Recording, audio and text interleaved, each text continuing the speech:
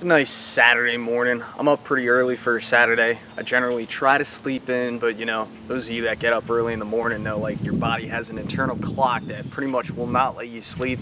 It's kind of frustrating, but at the same time, you know, it's kind of nice to get stuff done when you wake up early on the weekends. Today's going to be a little bit of a story time, a lesson learned, and how I lost $1,000 at the back of my truck. So, there's my truck. As you can see on the bed, there's a bed cover. And the thing that stinks about a bed cover is if you leave your tailgate down and you're driving down the road and you look out your rear view mirror, you'd have no idea because the bed cover hides the tailgate. Well, I think you know where this is going. So I'm a bit of a rock climber, and those of you that have done any type of rock climbing may or may not know, rock climbing equipment is expensive stuff. You know, aircraft grade aluminum, custom milled and machined parts, everything has to be high quality because basically you have your lives in the hands of the equipment. So it's well justified. So a while back I was going to a friend's house and they wanted to learn how to do long lining. It's one of the things that I like to do, and that's basically a piece of 1-inch tubular webbing. You strap it between two movable objects and you practice balancing, walking on it, doing turnarounds, sitting down. It's fun, it's relaxing, it's challenging, something I like to do. So I had gathered up all of my specialized rock climbing equipment and some slack lining gear.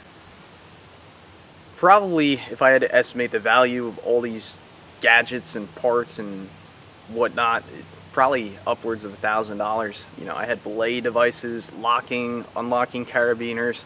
I had specific parts to lock into webbing, Web Lock 2.0, just all specialized rock climbing equipment. So I put it in one of those, you know, big plastic totes that you use for moving your stuff around. You get any kind of big box store. And I put it in the back, went to my friend's house, we had a good time.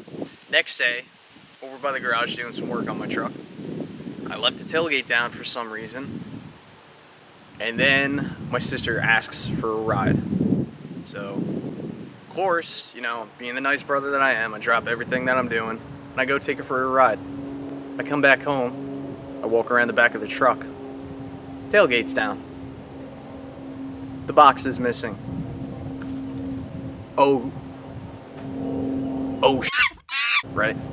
So I retrace my steps, go over every square inch of where I just drove. Box is nowhere to be found. I went to the police department, filed a police report. I went on Craigslist, put a missing ad. You know, by that point I kind of realized it was gone. Somebody took it. I can't blame them. You know, anybody that realized the value of what was in that box, you know, can't say I blame them for it, but you know, it'd just be nice if people were honest and upfront and just returned stuff or made an effort to. So it's really unfortunate losing $1,000 like that for a stupid mistake like that. I can't stand this. I really hate not being able to see my tailgate. So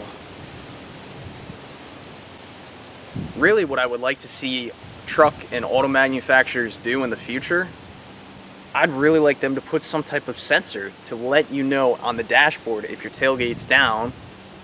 You know, maybe have like a little indicating light come on and let you know, hey, your tailgate's down. If you have a bed cover on, which is really common these days. You see, I don't know, maybe 1 out of every 4 pickup trucks with a bed cover or something like that. So nowadays I'm definitely more careful, and there is something I do to help prevent an incident like this happening again. For one, anything extremely valuable I will keep up in the cab from now on. And also, whenever I drop my tailgate, keep my keys on a carabiner.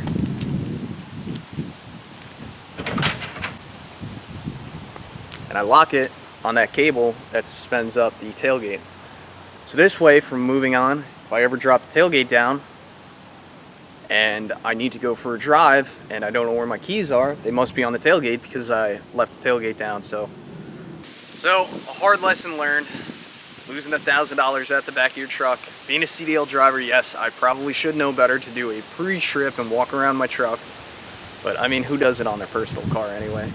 Maybe I really should start doing that. So definitely going to be a lot more careful.